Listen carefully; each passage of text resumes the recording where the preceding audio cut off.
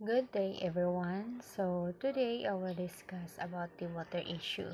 So unsa maday ang issue sa water ug unsa may hinungdan niini nganong magka-issue man ang water. So water crisis. There is a water crisis today, but the crisis is not about having too little water to satisfy our needs. It is a crisis of managing water so badly that billions of people and the environment suffer badly. So ang crisis karon is not about having a little water to satisfy our needs, but ug unsa gani ang atong pagmanage sa kanang tubig. So ang atong paggamit sa tubig, kanang dili sakto nga paggamit sa tubig mao ni makapasuffer nato ug maayo, according to the World Water Vision Report. What is water scarcity? Simply put, water scarcity is either the lack of enough water, the quantity, or lack of access to safe water, the quality. So, when we say scarcity or scarce, lack dyan na siya. When we say lack, kanang dili enough. So, muna siya kay it's all about water scarcity man. So, lack of enough water, the quantity. Kay lack of enough water man, so naapoy, dili kita ka nang maka-access og safe nga water. Kay tungod, nagkanihit naman. Thousands have lived without love, not one without water. So, everyone can live without love. So, pwede rin kita mabuhi bisag walay love. Pero without water, di na ta magdahom nga mabuhi pa ta. So, water is kanang very crucial for us in order to live in this world. So, mo ginay pinaka-importante. Kaya without water, murag di kita mabuhi. Next is, water covers 70% of our planet, and it is easy to think that it will always be plentiful. However, fresh water, the stuff we drink, bath in, irrigate our farm fields with, is incredibly rare. Only 3% of the world's water is fresh water, and two-thirds of that is tucked away in frozen glaciers or otherwise unavailable for our use. So we all know that our planet is 70%, and nakoy kanang na-search some sources. Ang water covers daw is 71%. So I don't know kung unsay tinuod ani. So di ba 70 or 71% man nga na-cover sa water ang atong planet. So makaana ta nga daghan mo dag tubig no, liman ka 70%. Pero sa ginaingon diri, only 3% of the world's water is fresh water. So 3% ra ang fresh water. So asam ding uban ani sa mo ni ang graph. Where is Earth's water? So kay makana ta ba asa day ang Earth's water nga 70% bantani nga ng 3% ra man fresh water. So ari pod sa graph no, gilibog ko sa tinud ani 3% or 2.5 basi ground off. So, ang kani, nasa graph, ang fresh water diri 2.5. Nya ang 2/3 is kaning kuan, glaciers and etc. kaning surface water and other fresh water. Ito nga available for our use ba, so mo na siya. Daghan kayo pero ang fresh water, 2.5 or 3% ra jud. As a result, some 1.1 billion people worldwide lack access to water, and a total of 2.7 billion find water scarce for at least 1 month of the year. Inadequate sanitation is also a problem for 2.4 billion people. They are exposed to diseases such as cholera and typhoid fever, and other waterborne illnesses. 2 million people, mostly children, die each year from diarrheal diseases alone. So, 1.1 billion people worldwide na siya kay lack access to water. So wala kay sila naka-access og water.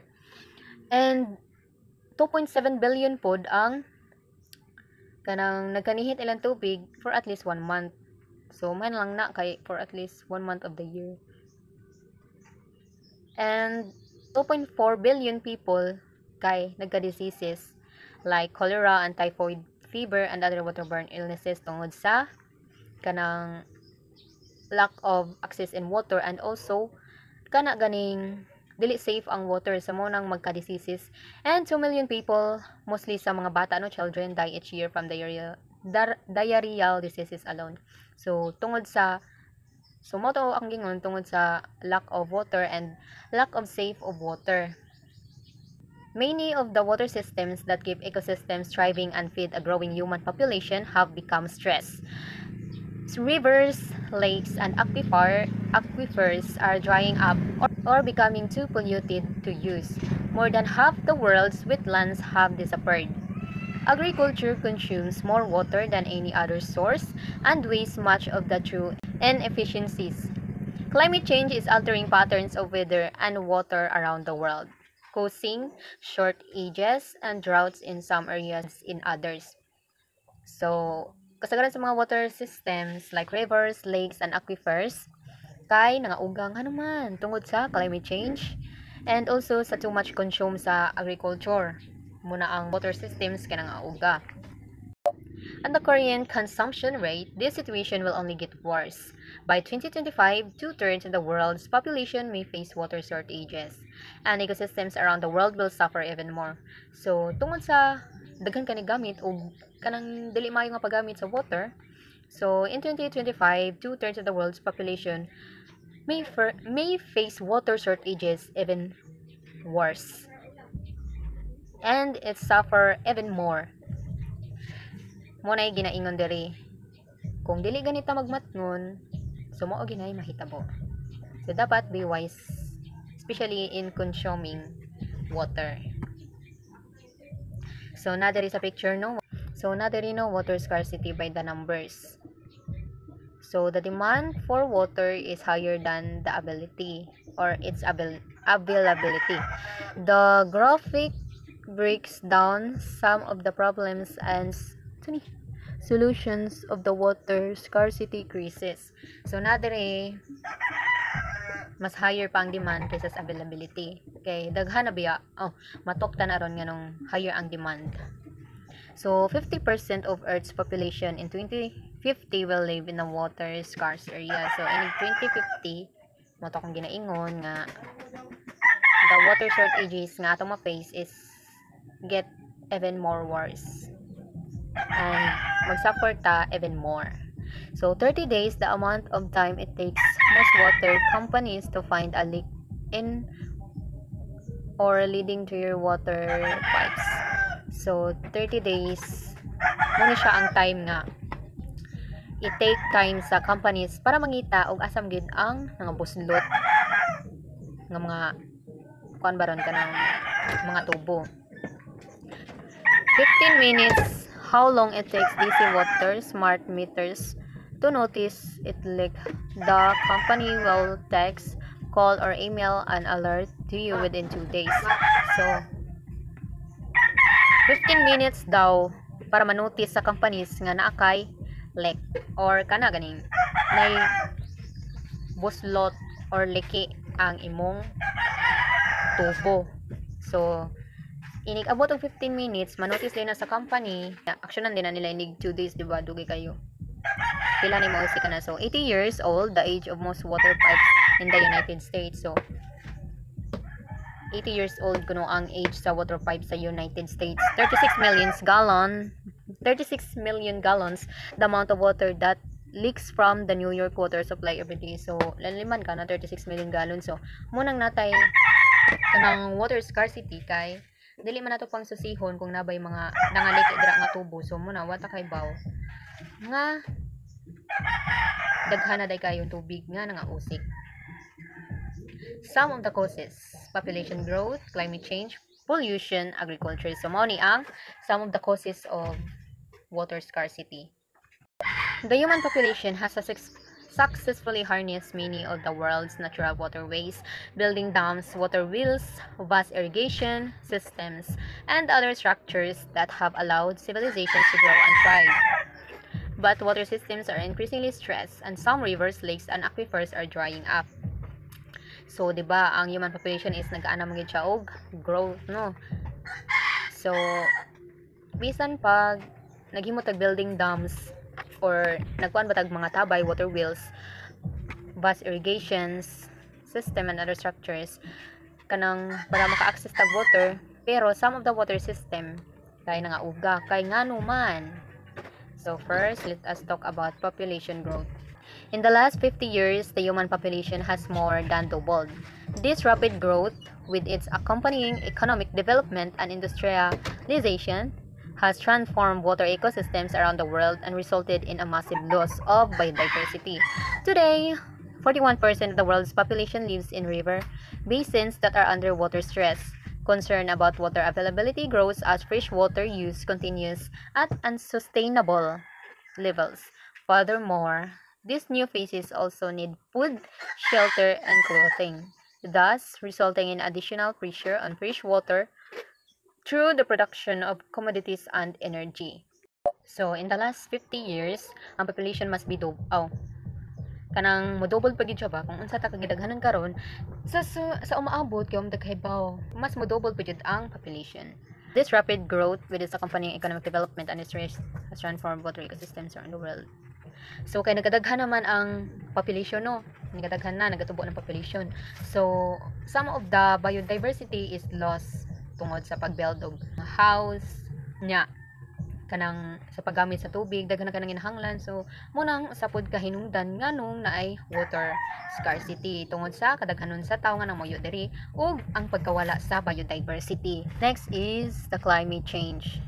So unsam dining kanang climate change kanong maka-cause ni siya og water scarcity. So as humans continue to pump more carbon dioxide and other greenhouse gases into the atmosphere, patterns of weather and water will change around the world. Droughts will become more common in some places, floods in others. Glaciers and snowpacks will disappear in some areas, affecting the freshwater supplies to those downstream communities. These changes will combine to make less water available for agriculture, energy generation, cities, and ecosystems around the world. So, ano ang climate change maka-cause siya sa water scarcity? Kay tungod, climate change is kanang ganing manubra ka init, mausap na gid ang klima ba? So, ang uban kay kanang El Nino na kaning init kayo. Ang uban sad is magbaha na kay sigig uwan. Ang uban places kay kanang mga hilis ang ilang kanang snow. And mga uga ang kanang freshwater supplies nila. So tungod sa climate change, nandiyo na ikausaban, di ba? So mo na hinungdan nga nganong magkalis na ang water availability para sa agriculture. Yeah, sa kanang electric or energy generation, which is the hydroelectric, cities and ecosystems around the world. So the environment and the people are suffered more because of the water scarcity caused by the climate change. Third is the pollution. So nganong ang pollution maka-cause man siya water scarcity. Water pollution comes from many sources including pesticides and fertilizers that wash away from farms. Untreated human wastewater and industrial waste, even groundwater is not safe from pollution, as many pollutants can leach into underground aquifers. Some effects are immediate, as when harmful bacteria from human waste contaminate water and make it unfit to drink or swim in. In other instances, such as toxic substances from industrial processes, it may take years to build up in the environment and food chain before their effects are fully recognized. So, anong maka-water scarcity ang pollution? Kahit tungod, ginalikayan naman nato ang mga tubig ng mga hugaw, munang maglisod na kita pangita og fresh water. Lain po kayo nga atong sauman-sauman og imnon ang tubig ng hugaw, di ba? So maka-cause ng waterborne illnesses or diseases or typhoid fever or diarrhea. So tungod kay ato na magilikayan ang mga not safe nga mga water, so muna nagka-water scarcity. Ang ikaapat, the fourth one is the agriculture. So nganong magka-water scarcity maning agriculture? Ang agriculture, di ba, large man na siya no, og kuha naman na siya kanang mga race sa bisag unsang race sa plants and sa animals mo na ang agriculture. So magamit yun sila much water. para makasustain sila mga plants and animals. And ang ilang makonsume nga water ani is 70%. So ang 60% is wasted mausik tungod sa ganing dili sakto nga paggamit or nabarilki ang kanang tubo. And tungod sa kanang dili sakto nga paggamit sa tubig, na possibility nga ang rivers and lakes and underground aquifers is kanang maughan or ma-droughts ang ilang places tungod sa pag-usik-usik sa tubig. So ang mga lugar or mga countries nga nakaproduce og large amount of food, kay tungod kay nakaproduce silang large amount of food, grabe jud kay na sila nag-consume nga tubig para sa food production, like para lakas ang ilang ani, daghan ilang maani, including the India, China, Australia, Spain, and United States. So muna na sila limit sa water resource. Added to the thirsty crops are the fact that agriculture also generates considerable freshwater pollution. So tungod kay grabe mga thirsty, ang grabe kay kauhaw ang mga kanang plants tungod sa limits sa water resource, so magakuan og freshwater pollution. So both through kanang fertilizers as well as the pesticides kay maka-affect siya sa humans and other species. So next is, did you know nga the average American uses 160 gallons of water per day? Grabe no, 160 gallons of water per day, kadaghan ano eh. So 10-minute shower is equal to 50 gallons of water. Dapat maligo ta, ato jung limitan ang pagbubo. Kanang mga kwanta ba nang ato itipid ang tubig ba? One toilet flush is equal to 3 gallons of water. Brushing your teeth with the faucet open is equal to 4 gallons of water. So sa pagpanag-brush nato, dapat magkuha na lang datag baso sulag tubig, no, para ma-save ba. Dili kay atong lang ipaawas dira bisag nagtoothbrush pa kaso. 1 in 5 people do not have access to safe drinking water. 1/3 of the world's people do not have enough water to clean themselves. So napoy mga countries nga kanang dili kini sila makaligo kay tungod sa water scarcity. In Latin America, less than 14% of human waste receives any form of treatment. So, di ba kayo na may water scarcity, no? Katong ni pollution na water contamination. So, naman ti katong waterborne illnesses, katong diarrhea, typhoid fever. So 14% ra daw sa Latin America ang maka-receive og treatment. So imagine sa daghan ang nagmasakit, 14% ra natabangan. The amount of fresh water polluted beyond recovery is equivalent to the amount that we actually use. So we never know the worth of water till the well is dry. So kita mga tao dapat we should be wise in consuming water. Kay ngano daragid sa awahi ang pagmahay. Ara na ta maka-realize nga kinahanglan din nato ang tubig kung maughan na ang tabay o sa bisan unsa man nga water system. Mura ra pud na og taw. Ngano ara ra pud ka maka-realize sa iyang worth kung wala na sa imo. So dapat and making decisions, be wise. So monitoring ang effects of water scarcity, lack of access to drinking water, hunger, lack of education, diseases, sanitation issues, and poverty. Ang solutions for water scarcity is education. Dapat kanang ma-educate ta unsa ang paggamit sa water, no? Recycle water, for example, kanang manghugas ka plato, di ba naman itubig, no? Ang kanang tubig pwede ta na ma-bisbis sa tanom, kuwaon ang mumho, ibutan sa luganan sa iro, sumuna. Advanced technology related to water conservation. Kabantay mo ng kanang technology nga kana ganing kanang water kanang filters siya sa water ba nga pwede na nimo siya mainom. Yan na gani. So mo na siyang advanced technology. Improve practices related to farming. So kanang sa farming, unsa man mga practices nga related sa farming such as kanang tan-awon og for example kung nagsawd kag drum para bubo sa farm nimo.